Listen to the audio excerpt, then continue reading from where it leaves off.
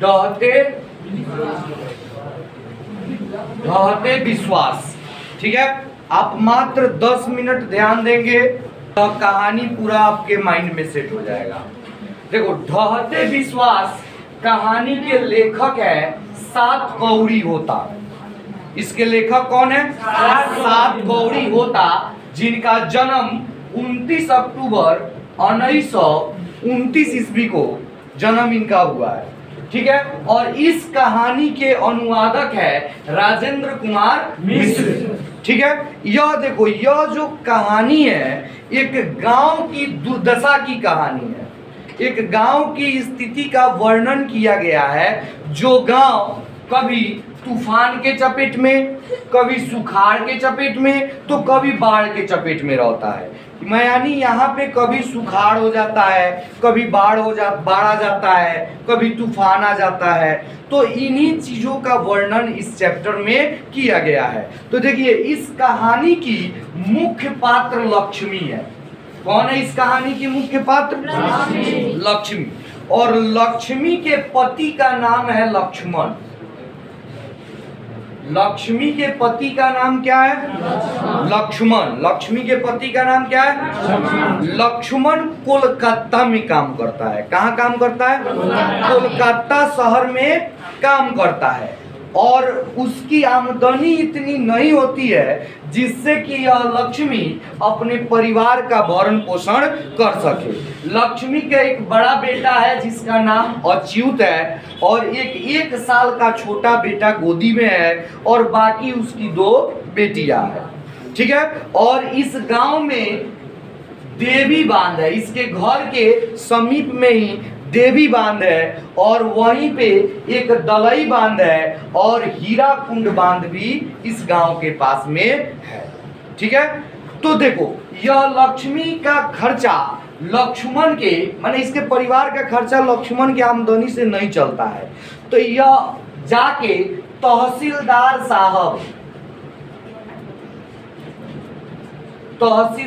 साहब के यहाँ क्या करती है? काम करती है। झाड़ू पोछा, बर्तन मांजना, उनके घर पे झाड़ू लगाना, बर्तन धोना, ये सब हम करती है। इससे इनकम होता है, और वे अपने बच्चों को, ये सब चीजों को वह देखरेख, पालन पोषण कर पाती है। लेकिन यह जो क्षेत्र है तूफान, सुखाड़ और बाढ़, ये तीनों चीजों से प्रभावित होते रहता है। तो देखो क्या होता है कि सबसे पहले तो यहाँ पे तूफान आता है। सबसे पहले यहाँ पे तूफान आता है, तो इस लक्ष्मी का जो यह घर है, दिख रहा है ना, लक्ष्मी का जो यह घर है, झोपड़ी है, उधी आ जाता है। तूफान, बहुत तेज आंधी तूफान, समझ रहे हो ना, तो घर टूट जाता है। तो कैसे भी कर्ज वगैरह लेके क्या करती है, बांस वगैरह खरीद के पुआल से फिर अपने घर की मरम्मत कराती है। कौन? लक्ष्मी। कैसे भी बांस खरीदती है, पुआल वगैरह रख के घर की मरम्मत कराती है। ऐसे भी इसकी स्थिति क्या है? दयनीय है, अच्छी स्थिति नहीं है। तूफान जब ही खत्म होता है, क्या होता है कि वहां सुखाड़ आ जाता है। सुखाड़ में क्या होता है कि यह धान का बीज जो इसका होता है, जो खेतों में होता है, वो बीज इसका सूख जाता है। इसका 1 बीघा जमीन होता है। कितना होता है? 1 बीघा, जिस पर खेती का कार्य ही कौन? लक्ष्मी। तो सुखाड़ में क्या होता है? धान सब सूख जाता है। यानी हर एक तरह से यहाँ रहना क्या है? कष्टमय जीवन ही है यहाँ के लोगों का। अब देखो इसमें होता क्या है, अब तो तूफान सुखाड़ तो कुछ खास नहीं बिगाड़ा, लेकिन सबसे ज्यादा खतरनाक स्थिति बनाया बाढ़। क्या हुआ? लगातार बारिश होने लगा। यहाँ पे लगातार बारिश होने लगा, बारिश रुकने का नाम नहीं ले रहा था, और यह जो दलई बांध था, यह बांध टूट रहा था।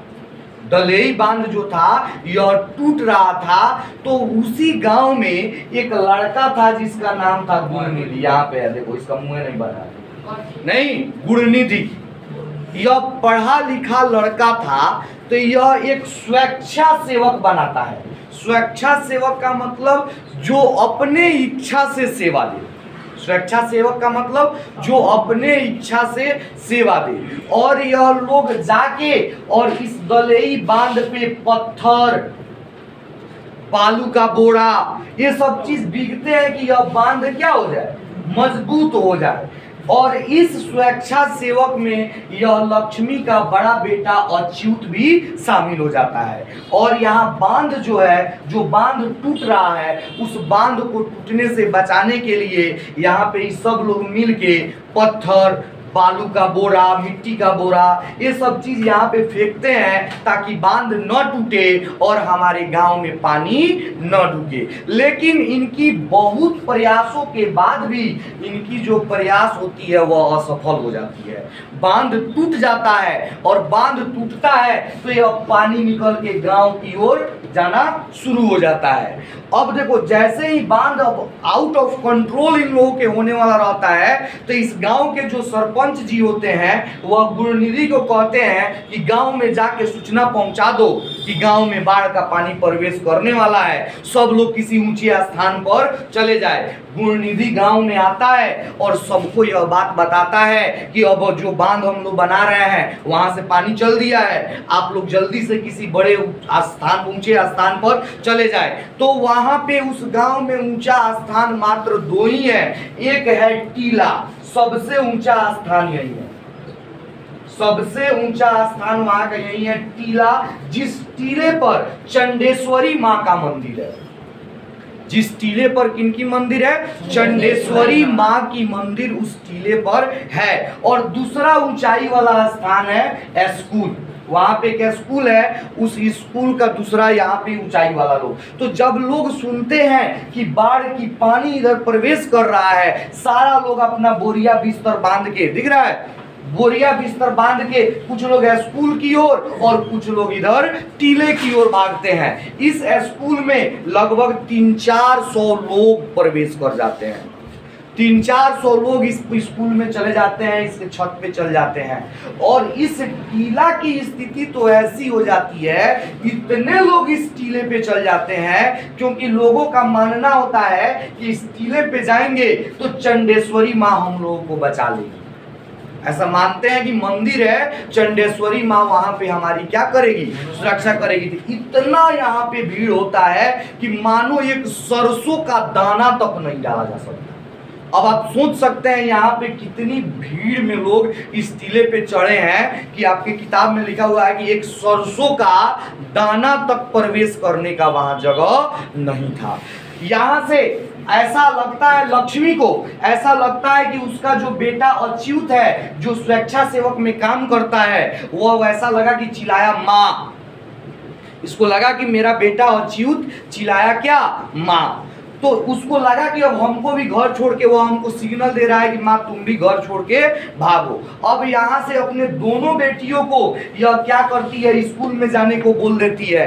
अपने बेटे को गोदी में लेके, जो 1 वर्ष का मात्र बेटा है, और उसके घर पे जो बैल वगैरह है उसको खोल देती है। ये भी पानी में अपना पहुंचते हुए भाग रहा है नहीं, और यह 1 वर्ष के बेटे को लेके चल देती है। बाढ़ का पानी इतना भर जाता है, इतना भर जाता है कि काफी क्षति पहुंचती है। यह जो लक्ष्मी है अपने बेटे के साथ पहुंचती है इस बरगद के पेड़ के पास, और इस बरगद के पेड़ की टहनियों को, जो झाड़ी होता है, पत्ते होते हैं, जो डाली होते हैं, उसको पकड़ के कैसे भी इस पेड़ पे चढ़ जाती है।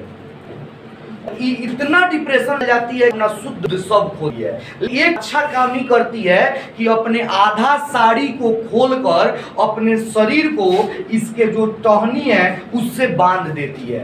जब बाढ़ में जा रही होती है तो इसके गला तक पानी आ जाता है, तो अपने बेटे को हाथ में ऐसे टांग कर जय माहिष्मती वाला, देखा ना सब, उस तरह बाहुबली 2 में कैसे दिखाया है जय माहिष्मती, उसी तरह का अब अपने बेटे को टांग के ऊपर यहाँ तक पहुंचती है और इस बरगद के पेड़ पे चढ़ के और अपने आधा साड़ी से किसी टहनी में उसको बांध लेती है। और वहीं पे क्या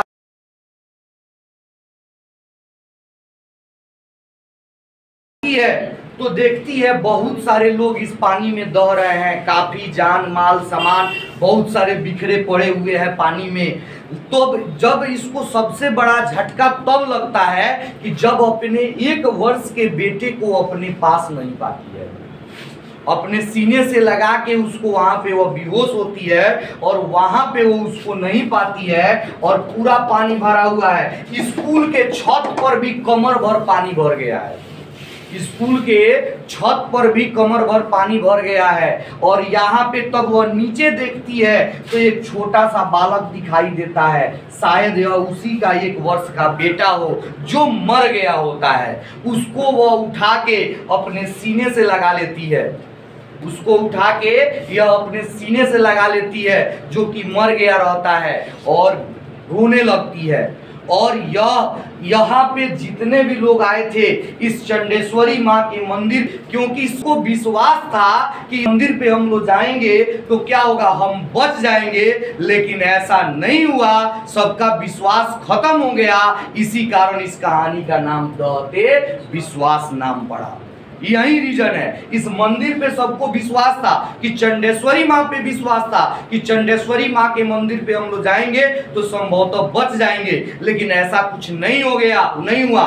सबका विश्वास इस मंदिर पर से इस चंडेश्वरी माँ पर उठ गया और इस कहानी का नाम इसी कारण दहते विश्वास पड़ा। आया समझ में? अगर नहीं समझ में आया हो तो अब इससे आसान विधि ले लो।